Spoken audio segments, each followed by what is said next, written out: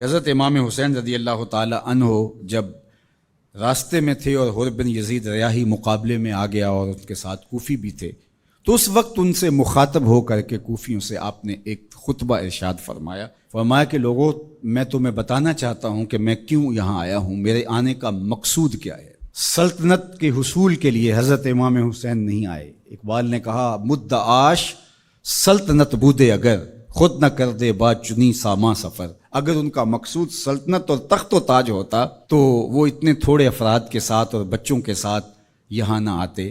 ان کا مقصود یہ نہیں تھا۔ ان کا مقصود کیا تھا اور وہ کیوں آئے تھے؟ ذرا ان کے کلمات سنیے، اس سے آپ کو فلسفہ شہادت حسین بھی سمجھ میں آئے گا اور امام حسین رضی اللہ تعالی عنہ کے قیام کا مقصد بھی سامنے آئے گا۔ ہم تو یزید کے اس لیے خلاف ہیں کہ اس نے امام حسین رضی اللہ تعالیٰ عنہ کو شہید کیا ہے، وہ قاتل اہل بیت ہے، لیکن جب امام حسین رضی اللہ تعالیٰ عنہ یزید کے مقابلے میں کھڑے ہوئے تھے اس وقت تو وہ قاتل اہل بیت نہیں تھا۔ یہ جرم تو اس کے نامہ سیاہ میں بعد میں آیا۔ جب وہ کھڑے ہوئے تھے تو ان کے نزدیک تو یہ بات نہیں تھی جو ہمارے نزدیک ہے۔ امام حسین رضی اللہ تعالیٰ عنہ ان کے اعیان و انصار کا قتل کرنا بہت بڑا جرم ہے اور اس وجہ سے بھی ہم یزید کے خلاف ہیں، لیکن اس کی دوسری وجہ وہ ہے جس وجہ سے امام حسین یزید کے خلاف تھے، ہم بھی اسی وجہ سے یزید کے خلاف ہیں۔ اب وہ کیا وجہ تھی جو امام حسین رضی اللہ تعالی عنہ نے بیان فرمائی؟ یہ کوئی مبہم وجہ نہیں ہے کہ زمانے تک پہنچی نہیں ہے۔ یہ الگ بات ہے کہ کربلا کو ایک کہانی اور ایک قصہ بنا کر کے جو ہے وہ لوگوں کے اندر مروج کیا گیا اور اس کی معنویت، اس کی حقیقت اور اس کی مقصدیت پر پردے آ گئے۔ سنو امام حسین رضی اللہ تعالیٰ عنہ نے کیا فرمایا، الا وَإِنَّ هَؤُلَاءِ قَدْ لَازِمُوا طَاعَةَ الشَّيْطَانِ۔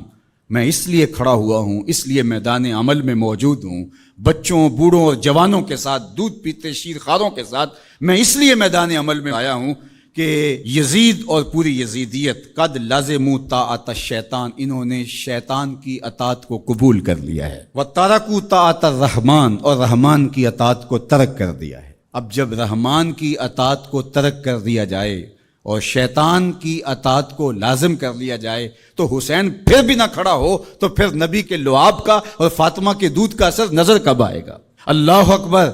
اہل بیت کو سفینہ نوح کی مثال قرار دیا اور وہ کشتی ہیں، اور جب طوفان آئیں گے تو کشتی اس وقت کام دے گی۔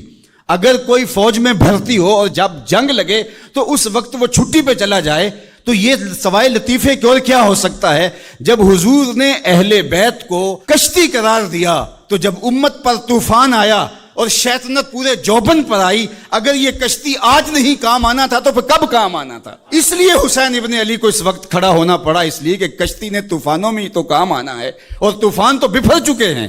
انہوں نے قد لازموا طاعت الشیطان، شیطان کی اطاعت کو لازم کر لیا تھا، وترکوا طاعت الرحمن، اور رحمان کی اطاعت کو ترک کر دیا تھا، وَأَظْهَرُ الْفَسَادِ، اور فساد پپا ہو گیا تھا، وَأَطَّلُ الْحُدُودِ، حدود شرعی کو معطل کر دیا گیا ہے، وَأَحَلُّوا حرام اللہ وَحَرَّمُوا حلالہ، اللہ نے جن چیزوں کو حلال کیا ہے اس نے حرام کر دیا اور جس کو اس نے حرام کیا اس نے اس کو حلال کر دیا۔ اب یہ ہیں یزید کے کرتوت، یہ ہے اس کا عمل۔ تو حضرت امام حسین نے فرمایا مجھے بتاؤ، جب میرے رسول کی شریعت پامال ہو رہی ہو، حلال کو حرام کر دیا جائے، حرام کو حلال کر دیا جائے، حدوں کو معطل کر دیا جائے اور فساد بپا ہو جائے، شیطان کی اطاعت کھلے بندوں کی جائے، رحمان کی اطاعت ترک کر دی جائے، تو جس کے پاس کشتی ہے اس طوفان میں، کیا وہ اب بھی میدان عمل میں نہیں آئے گا؟ تو کہا حسین ابن علی اس لیے آیا ہے کہ اس وقت حسین ابن علی کا ہی آنا بنتا تھا، اس لیے کہ پیغمبر کی گود میں حسین ابن علی ہی تو کھیلا تھا، اس لیے آج حسین ابن علی میدان عمل میں موجود ہے۔ اللہ اکبر۔ یہ تھا مقصد حضرت امام حسین رضی اللہ تعالیٰ عنہ کا۔ نہ تخت و تاج کی چاہت تھی، نہ کوئی بغاوت تھی اور نہ جلد بازی کا نتیجہ تھا، بلکہ بہر حق در خاک و خون غلطی داست۔ مقصود حضرت امام حسین رضی اللہ تعالیٰ عنہ کا حق کے لیے خاک و خون میں اپنے آپ کو ملانا تھا، پس بنائے لا الہ گردی داست، اور لا الہ کی بنا کو حضرت امام حسین نے قائم کرنا تھا۔